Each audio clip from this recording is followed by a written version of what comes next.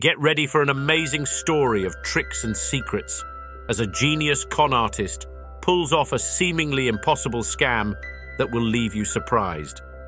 With twists and drama around every corner, this movie is a wild ride you don't want to miss. Today, the movie I'll be telling you guys about a romance and crime thriller movie called Focus. Beware, because there will be spoilers ahead. The film starts with Nicky, a con artist, entering a New York City bar. Inside, he notices an attractive young blonde, Jess, who's dealing with an annoying man. She eventually joins Nicky at his table to escape from that man. Then, they start chatting and end up in her hotel room, where they start making out. Suddenly, a man enters the room with a gun, aiming at Nicky. And guess what? He didn't come for a threesome. Jess claims that the guy is her husband. Nicky cleverly says that he has cancer and would like to die, which makes the man hesitate. Jess realizes Nicky knows they are trying to con him, and Nicky suggests a smarter way to rob him as he leaves. Later, Nicky follows Jess and convinces her to get drinks. While talking, Jess asks Nicky to teach her his tricks once she learns more about him. Nicky tells a story about his dad and grandpa, who were partners in a con. When things went wrong, his dad had to shoot his grandpa to make it seem like they weren't working together. It was called the Toledo Panic Button. Upon Jess's insistence, Nicky agrees to teach her.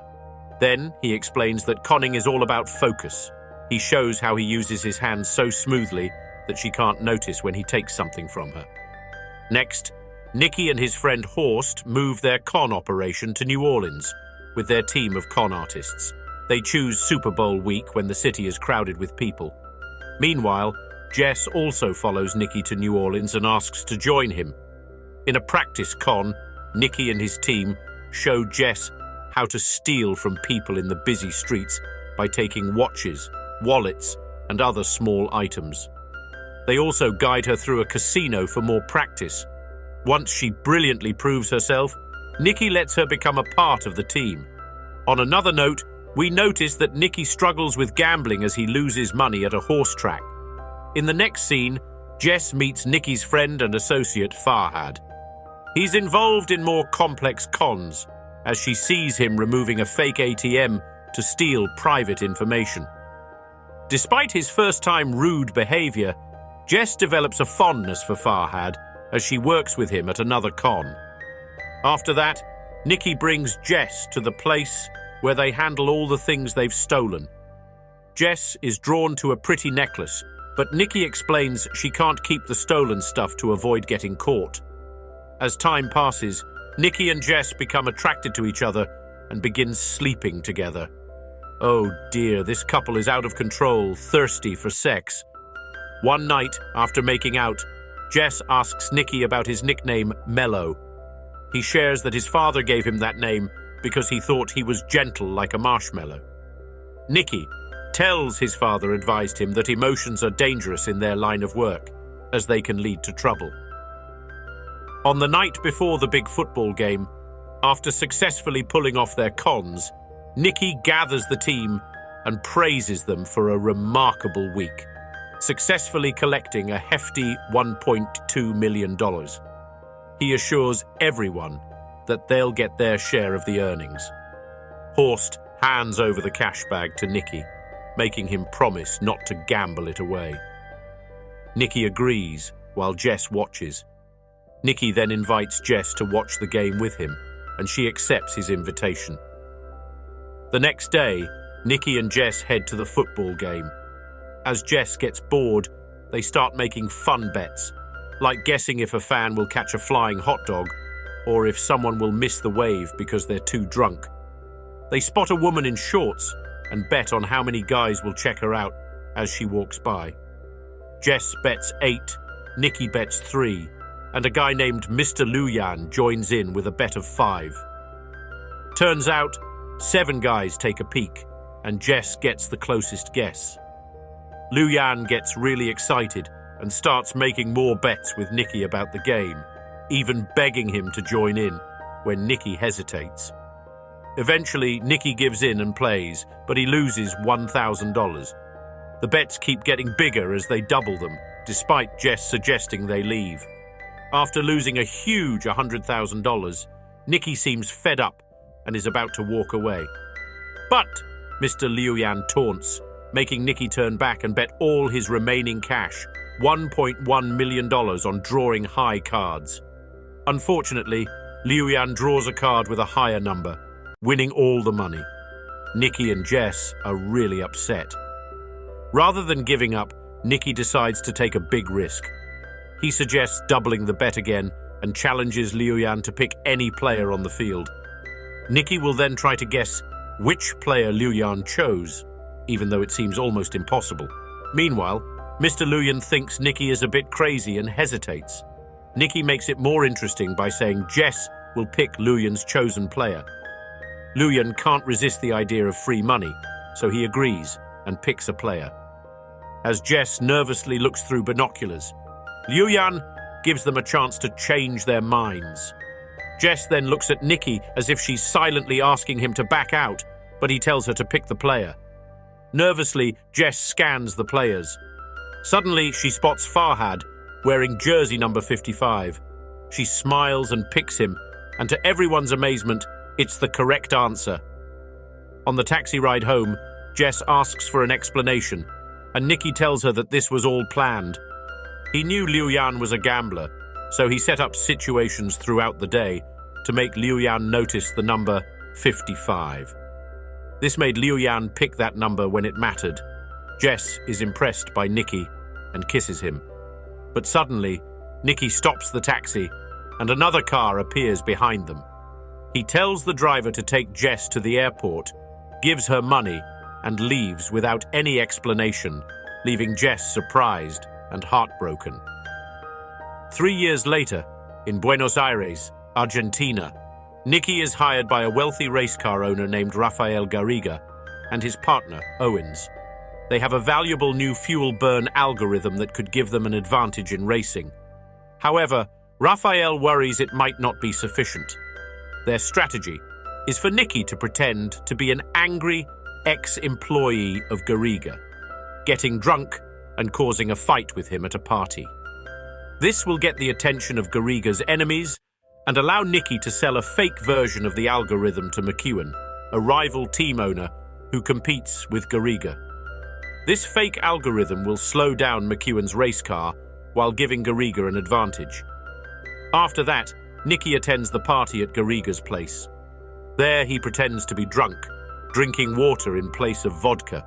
Suddenly, he spots Jess in a gorgeous red dress coming down the stairs. This is the first time he sees Jess ever since he abandoned her. Then, Jess kisses Garriga, which makes Nicky unhappy. Later, Nicky has a conversation with Jess. She shares that she's doing fine by herself and has stopped stealing as she just wants a regular life. Nicky, now disappointed, ends up getting drunk and plays his role of an angry ex-employee. He starts a fight with Garriga and even punches him. Surprisingly, his strategy succeeds, and McEwen approaches him later. The next day, Nicky meets McEwen by a swimming pool and notices Jess in a bikini. Later, he approaches her at the bar. Jess warns him to keep his distance, as she doesn't want Garriga to find out about their connection. Later on, Nicky tries to get close to Jess and tricks her into meeting him again, but she tells him she's done with him. Nicky doesn't give up and asks Farhad to convince her. Afterward, Jess meets Nicky once more, and he gives her the necklace that she once liked.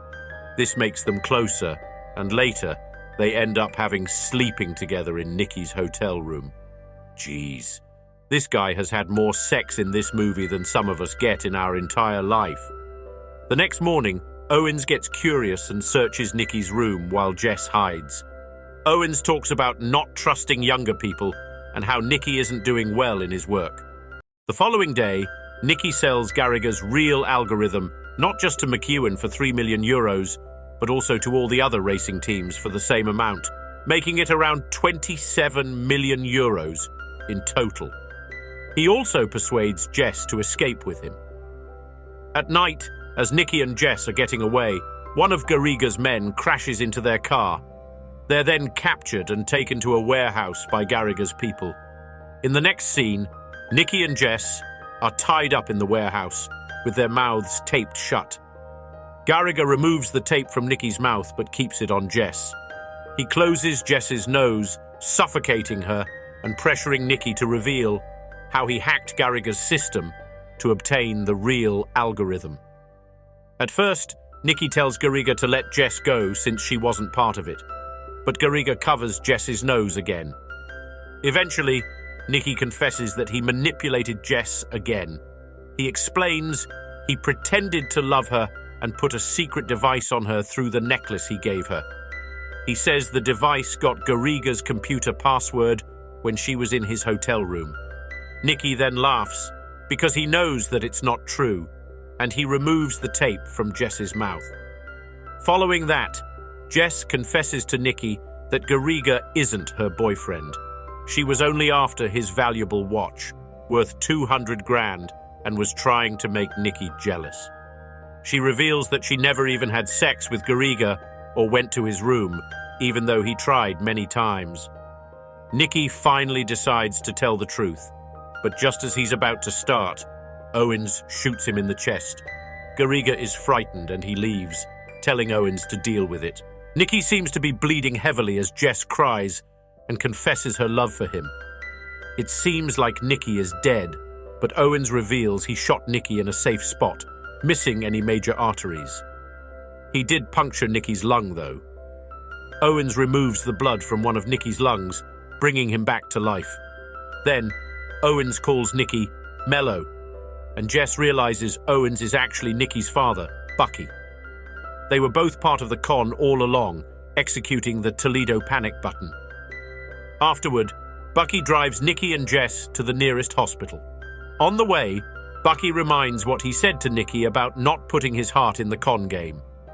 As they reach the hospital, Bucky leaves, taking away all the collected money as a punishment for losing focus. In the final scene, Jess assists Nikki towards the hospital entrance. Nikki smiles when he sees Jess wearing Garriga's watch on her wrist. What an exciting journey. With deception, twists, and unexpected turns around every corner, one could never guess what's going to happen next. And that ending? It'll leave you speechless. If you're into more crime and romance movies like this one, then don't forget to check out my channel.